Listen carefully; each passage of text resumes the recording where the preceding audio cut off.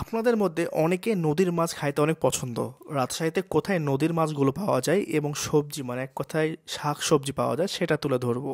তো আসুন আজকে গল্পটা শুরু করি আমরা। গল্পটা হচ্ছে 150 বছর পুরনো জোড়াকালী নামে একটি দোকান, যেখানে সকালের নাস্তার জন্য অনেক জনপ্রিয়। সেখানে গিয়েছিলাম অনেক আগে। তারা বলল 7টার আগে নাস্তা হবে না, তার জন্য আমরা চলে গেলাম আজকে টি বাদের উদ্দেশ্যে।